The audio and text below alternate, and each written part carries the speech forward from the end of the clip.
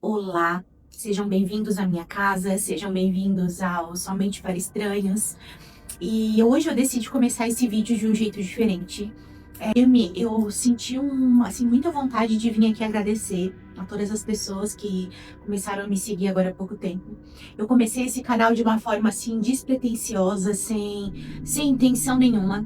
A minha intenção apenas era dar um sentido para um hobby que eu sempre tive. Eu sempre gostei muito de histórias de terror, de livros de terror, de tudo que é relacionado a esse mundo. Eu sempre gostei muito. Alguns livros assim um pouco mais pesados, eu costumava esconder. Um pouco por vergonha, por me achar diferente demais, estranha demais por gostar desse tipo de história, desse tipo de conteúdo. E porque alguns conteúdos são assim bem pesados, né? Só porque conforme foi passando o tempo, eu fui ficando mais velha, eu fui entendendo que eu não preciso esconder os meus gostos de ninguém. O que eu gosto, não vai mudar a essência e a pessoa que eu sou. E resolvi dar tipo um sentido pro meu hobby, né?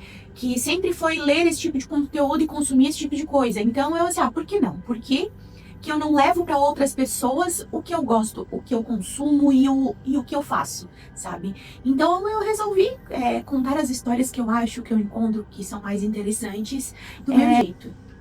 Com o meu tom de voz, bota um pouquinho da minha personalidade. E deixei de ser uma estranha sozinha pra virar, hoje a gente tá com quase 400 estranhos. Então pra mim já é uma legião de estranhos. E eu tô amando isso, eu tô achando super legal. Me comprometo em cada vez mais trazer pra vocês conteúdos de qualidade. Hoje, eu tô investindo em uma câmera boa, eu tô investindo em iluminação.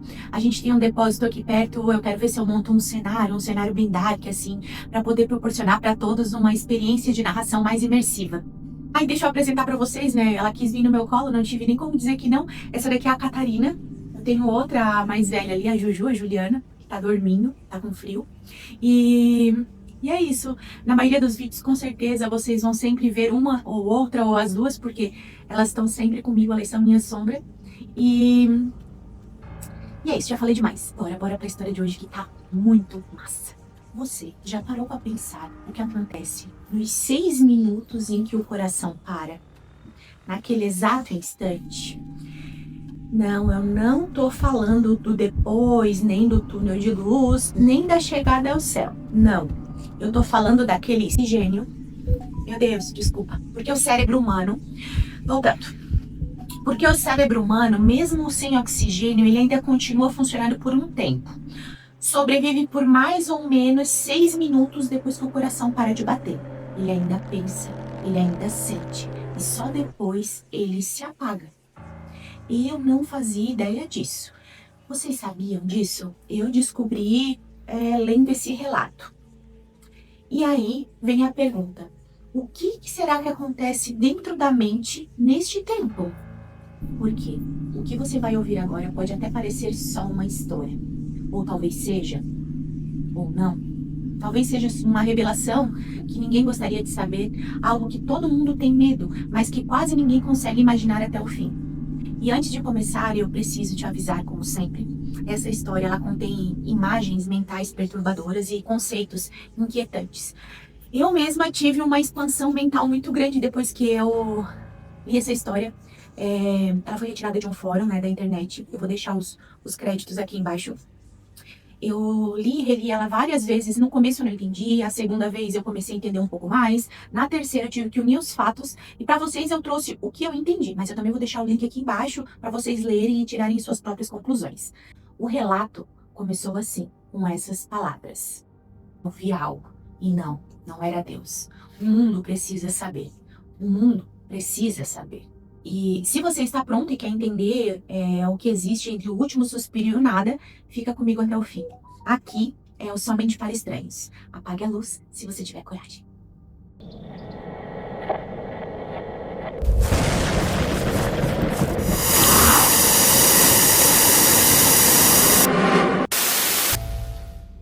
Sim, Ben morreu. E o que ele viu não era o paraíso que a gente imagina. Ben nunca foi religioso, nada de rosário, nada de orações diárias. Ele acreditava em um Deus distante, alguém que observa, mas permanece em silêncio, um crente mais à sua maneira. E então, de repente, tudo mudou. Ele dirigia pela Roosevelt Avenue, semáforo vermelho, rádio ligado, um dia qualquer, até que escuridão, um impacto seco. O mundo se virou de cabeça para baixo. Um carro, dirigido por um motorista bêbado, acertou dele em cheio. O carro de Ben se amassou como uma lata. Do acidente ele não lembrava de nada, só do vazio absoluto. Depois, uma luz. Essa luz, ela não era nem quente nem fria, era fixa, como se ela estivesse esperando por ele, sabe? E então ele entendeu, estava morto. Mas o estranho é que ele não sentiu medo. No instante que ele percebeu, ouviu uma voz dentro da própria cabeça dele dizendo... Ele pensou, né, provavelmente. Acho que vivi bem o suficiente. Talvez estejam me esperando. E deu um leve sorriso. E então, ele entrou em paz total, naquilo que acreditava ser o paraíso. Encontrou-se em um corpo novo, sem dor, sem cicatrizes, pele lisa, perfeita, jovem, roupas brancas, confortáveis. O típico upgrade que a gente imagina do céu. Bem parecia melhor, mas a que preço? Quando você morre, você espera um anjo. Aquela figura serena, de asas brancas, rosto calmo, cheio de luz. Mas não foi isso que Ben encontrou. Ele ouviu uma voz, comum até demais. A voz perguntou se ele já tinha terminado de se olhar. Ben se virou confuso. Perguntou onde estava e com quem falava. A voz respondeu tranquila, estou aqui perto.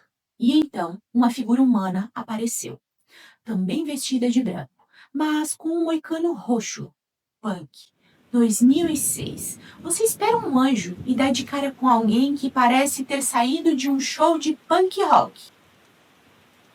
Ele ainda fez uma piada. Agora, você me ouve? Citando uma velha propaganda americana de telefonia. Depois se desculpou e disse, minhas habilidades sociais são péssimas. O nome dele era Daniel. Daniel tinha piercings, olhar inquieto e uma expressão cansada de quem já tinha visto demais. Ben olhou ao redor, convencido de estar no paraíso, mas tudo que ele via era branco. Branco absoluto. Nenhuma cidade dourada, nenhum anjo com asas, nenhum Deus. Apenas o vazio completo. Quando perguntou o que era aquele lugar, Daniel respondeu, ótima pergunta, mas fora de hora. Nos olhos dele havia medo.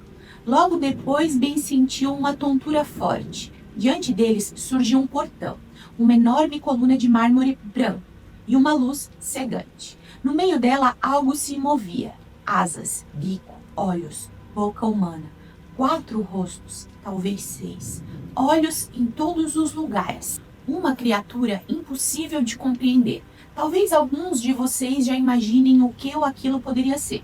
Então, uma voz. Mas não era uma voz que se ouvia com os ouvidos. Era uma voz que se ouvia dentro da cabeça. Não tenha medo. Mas como não ter? Como não ter medo de algo que não deveria nem existir? Daniel sussurrou. Olhe para baixo. Ben obedeceu e voltou a respirar.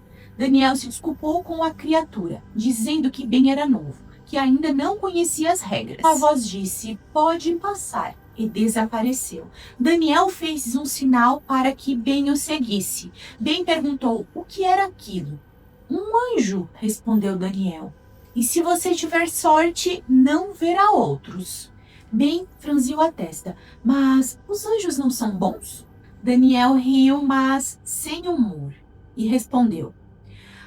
Quando eu estava vivo, achava que a Bíblia era só uma história criada para manter as pessoas no lugar, para dar medo e harmonia na terra. Daniel fez uma pausa e olhou para o nada, com um sorriso cansado.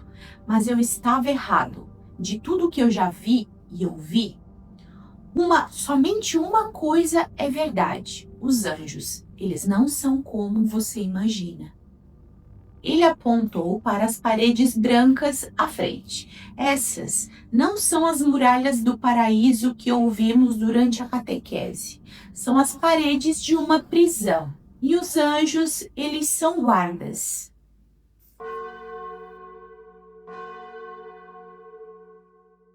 O que bem viu depois era perfeito demais. Uma cidade feita inteiramente de prata, e não da cor prata, mas de prata real, pura e viva.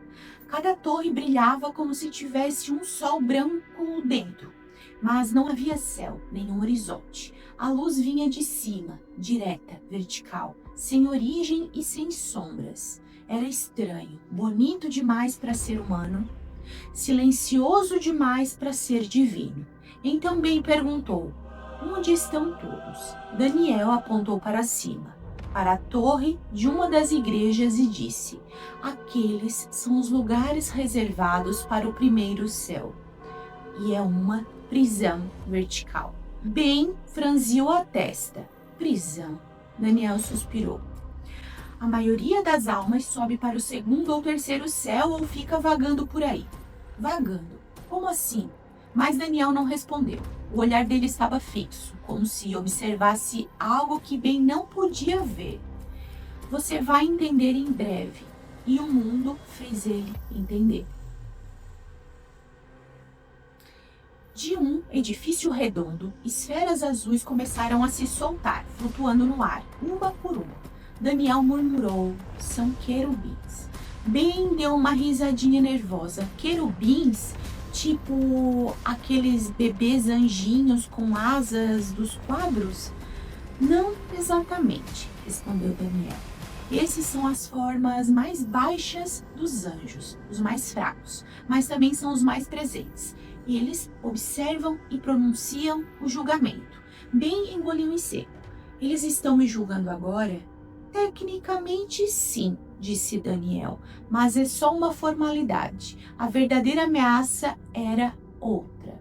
O perigo realmente é o serafim, aquele que você viu no portão. Uma das esferas brancas brilhou forte, movendo-se na direção de Ben. Não tinha olhos, mas ele sentia que estava sendo observado, e então do nada ela se afastou. Todas as outras voltaram às suas posições, menos uma, que ficou à direita de Ben, como uma escolta. Bom sinal, disse Daniel, mas temos que ir a outro portão. Enquanto caminhavam, Ben ainda tentava entender. Esses anjos, se são guardas, o que eles estão guardando? Daniel, então, respondeu sem olhar para ele. Aqui nada, ainda não. Passaram por mais um edifício e diante dele surgiu outro muro, mais baixo que o anterior, mas muito mais perturbador. Nos pilares, serafins, ainda maiores que o primeiro, brilhavam com uma luz própria, mas não era uma luz que confortava, era uma luz que invadia a mente. Ben desviou o olhar e fez uma piada. Cara, acho que se existisse paraíso, a gente deveria trazer óculos escuros. Daniel não sorriu. O que acontece se olhar demais? Você volta sem olhos. O querubim azul que os acompanhava voou até um dos pilares e desapareceu. Daniel ficou sério. Agora cada palavra conta, cada tom de voz, cada hesitação. Aquela coisinha azul está ouvindo tudo. Ben franziu a testa. E se eu errar? Então ele corre até o serafim mais próximo e você não vai querer que isso aconteça. Acredita em mim. De repente, uma luz pulsou. Uma vibração percorreu o chão. O serafim brilhou intensamente. E uma voz profunda, uma voz que parecia ouvir os ossos, disse: o julgamento foi pronunciado. Ele foi considerado digno. Pode entrar no segundo céu.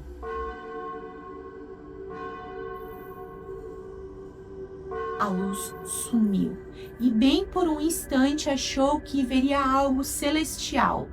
Um campo verde infinito, um mar tranquilo, talvez paz. Mas não.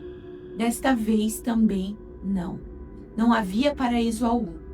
Em vez disso, ele estava cercado por pessoas, centenas, talvez milhares, todas vestidas de branco, cada uma acompanhada do seu próprio querubim azul, brilhante e silencioso. Estavam imóveis, em espera, mas não uma espera esperançosa.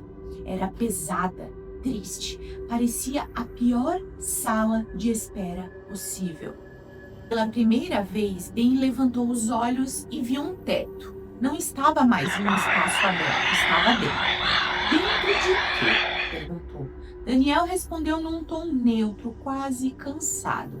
Na sala do material, o segundo céu. Duas paredes de mármore lisa branco se estendiam até onde o olhar não conseguia alcançar. Entre elas, uma fileira de pequenos pilares apagados. E então, de repente, um deles se acendeu. Onde antes havia pedra, só uma pedra, surgiu um cubo incandescente, grande o bastante para caber entre as mãos. Ele brilhava, pulsava, como se estivesse vivo. Tudo parecia coreografado ou programado. O querubim azul de um homem ao lado começou a vibrar. O homem se aproximou, pegou o cubo e saiu caminhando em silêncio por um corredor iluminado. Ninguém falava, ninguém o olhava, como se aquilo fosse normal. Bem confuso, virou-se para Daniel. O que é aquilo? Daniel respondeu calmo, assustadoramente calmo. Aquilo é o material. E o trabalho está prestes a começar.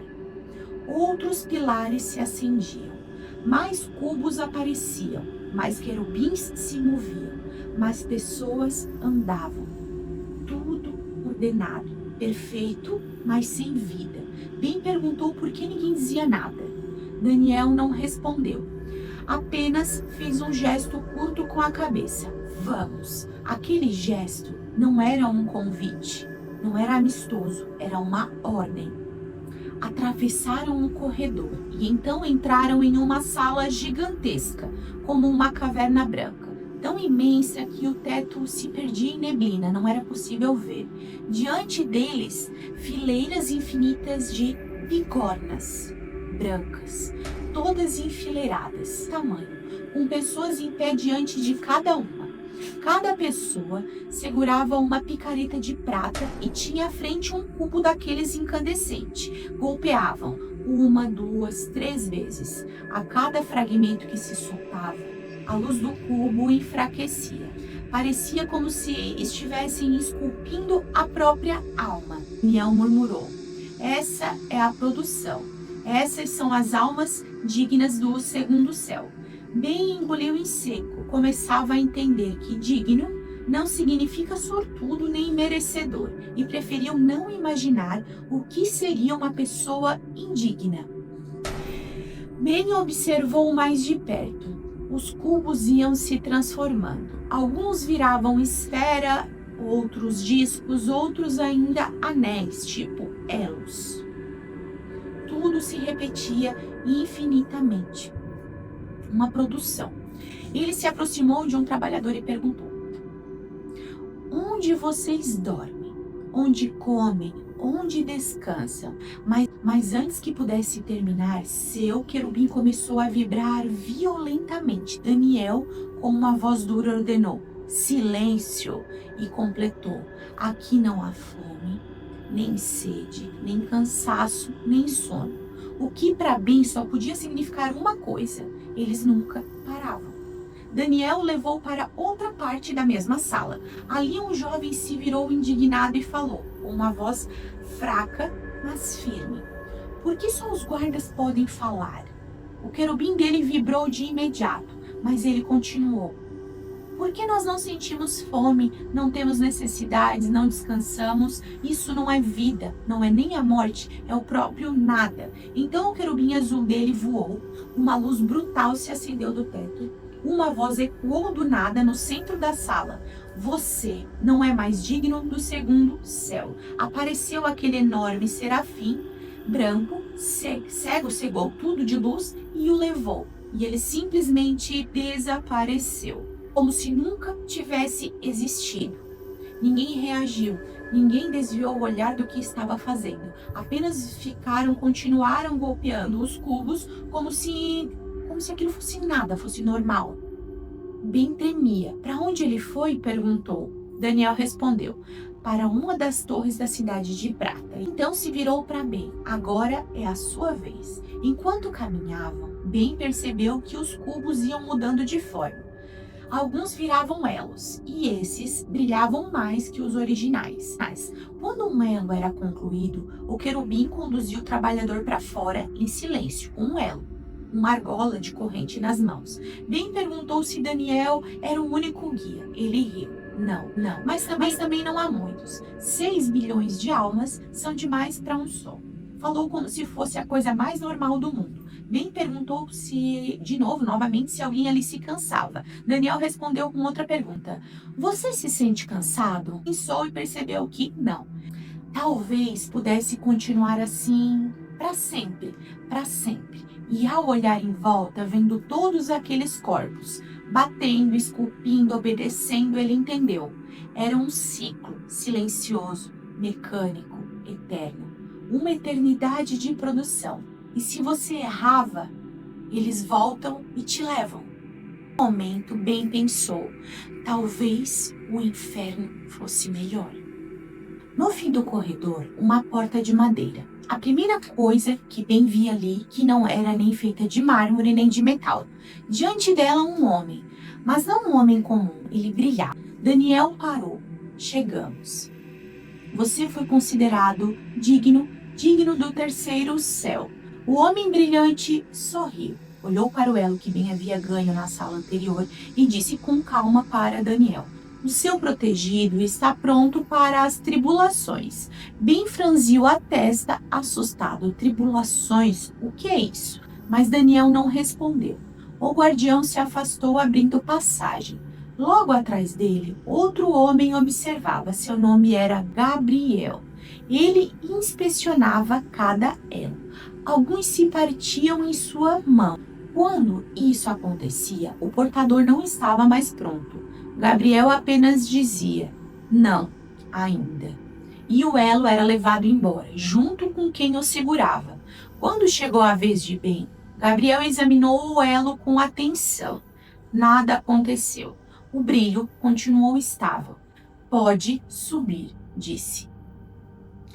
Atrás da porta havia uma escada em espiral, esculpida em pedra de verdade. Daniel fez um gesto. Agora subimos. Ben olhou para ele e perguntou, você vem comigo? Somente até onde for permitido. E então começaram a subir. A escada parecia não ter fim. Torcia-se sobre si mesma como se ela se duplicasse, se multiplicasse o tempo inteiro. Não havia tempo ali. Cada passo podia durar 1 segundo ou uma eternidade. Daniel quebrou o silêncio e disse, a subida será longa. E pela primeira vez acrescentou, quiser perguntar algo, agora é a hora. Ben olhou para o querubim que ainda o acompanhava flutuando do seu lado silencioso e perguntou, posso falar livremente agora? Sobretudo, Daniel assentiu. Aqui as palavras são toleradas. O silêncio do segundo céu acabou.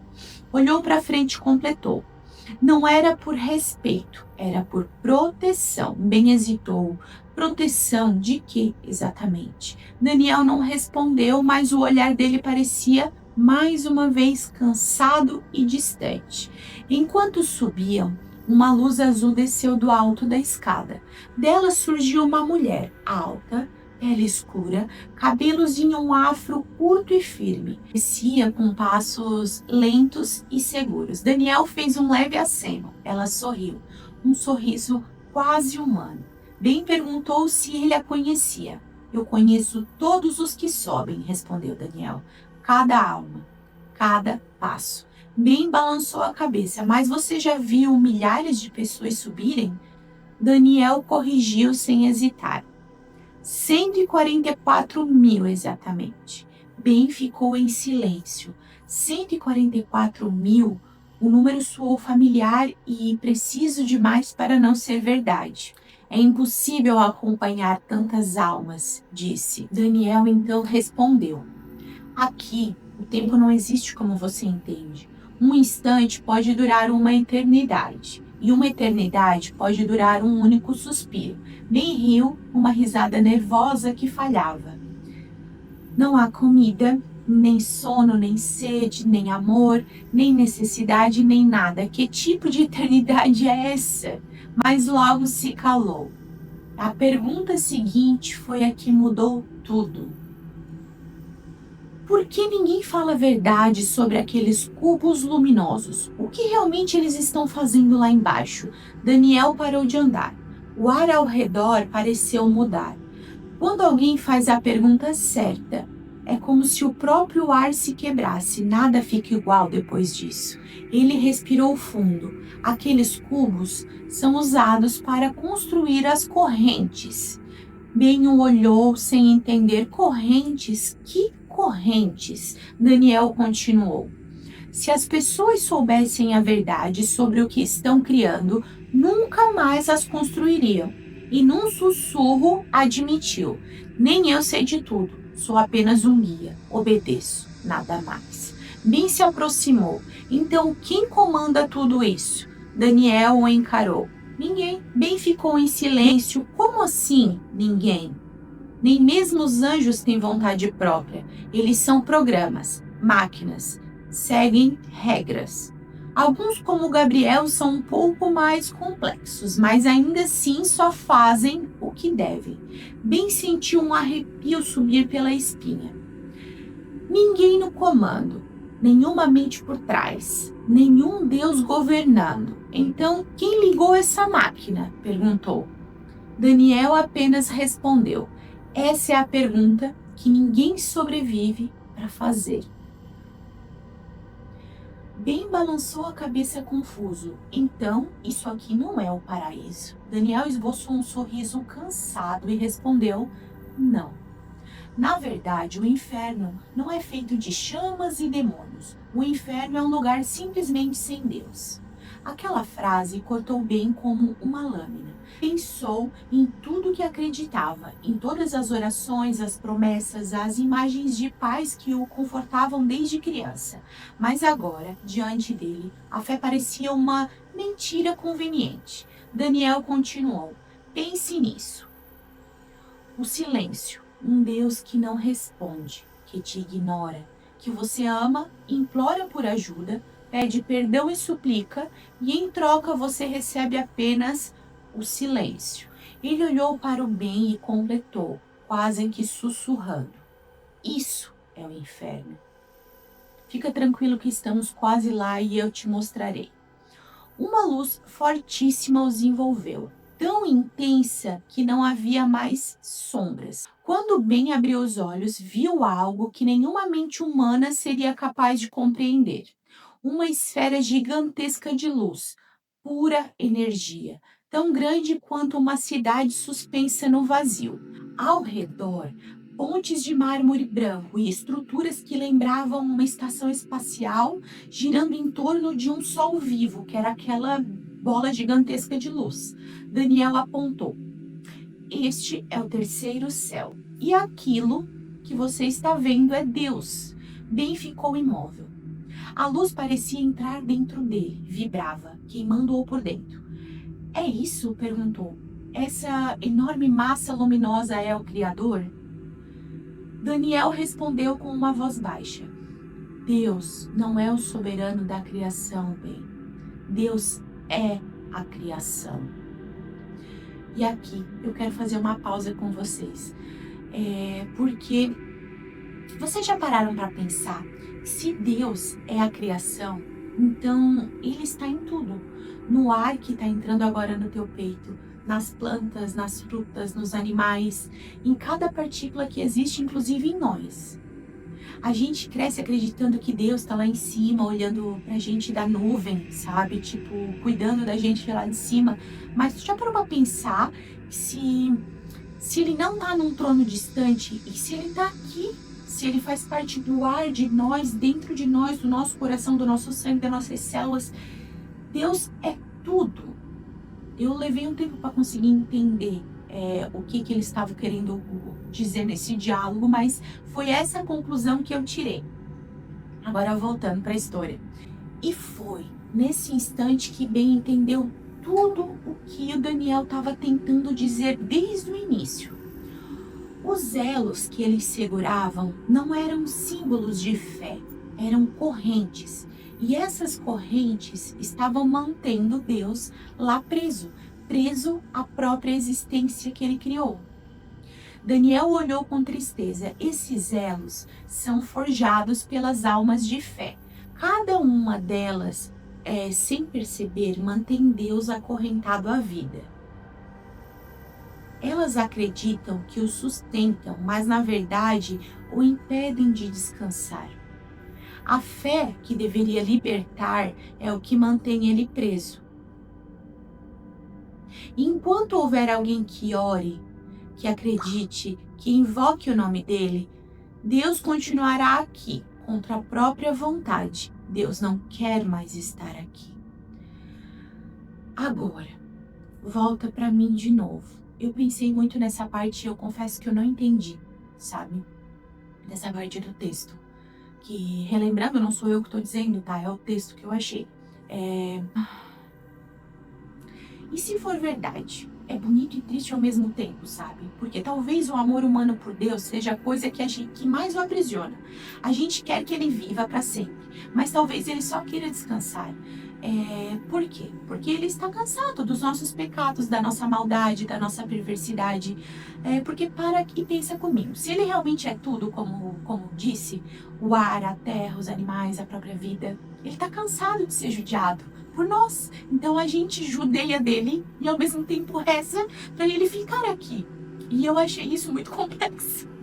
Eu achei muito complexo isso, sabe? Eu achei foda pra caralho. E nós mesmos estamos matando ele, mas ao mesmo tempo a gente tá rezando porque a gente quer manter ele vivo, a gente tá torturando, entende? Mas esse é um devaneio meu, né? É coisa minha, foi isso que eu entendi. Essa foi a minha conclusão. Como eu disse, cada um que leia e tire a sua própria conclusão. Agora vamos voltar para o texto. Quem caiu de joelhos? O elo em suas mãos começou a brilhar como fogo. Uma dor atravessou seu corpo. Daniel se aproximou desesperado. Ben, levante-se, ainda não acabou. Ben tentava respirar. Quem é você de verdade? Daniel olhou nos olhos e respondeu quase num sussurro. Meu nome é Daniel Marshall. Morei em Rochester, New York. Diga a Mary que eu sinto muito. E desapareceu. Quando Ben abriu os olhos, estava de volta no leito de hospital. O monitor apitava, marcando o bip do seu coração. O médico observava atônito. Você ficou morto por 5 minutos e 57 segundos. Ben apenas respirou. Do lado da cama, uma mulher dormia. Sua ex-esposa. Ainda era o seu contato de emergência e veio. Ele sorriu, mas não disse nada. Dias depois, sozinho, digitou no computador. Daniel Marshall, Rochester, New York. O resultado que apareceu foi um obituário, ano 2007. Foto, um homem de 30 anos com um moicano roxo. Ben sentiu o corpo gelar. Ele fechou os olhos e pensou. Se Deus está decepcionado conosco, se Ele não quer mais estar entre nós, então talvez o inferno não seja o lugar onde Deus não está, mas o lugar onde nós o mantemos preso. Então, meus queridos estranhos, chegamos ao fim deste relato, retirado de um fórum. E cabe a vocês decidir se vocês acham que é real ou não. Eu achei detalhado demais para não ser real, mas isso é uma opinião minha própria, né? Tirem suas próprias conclusões. E lembrando vocês que aqui é o Somente para Estranhos. Apague a luz se você tiver coragem. Até mais.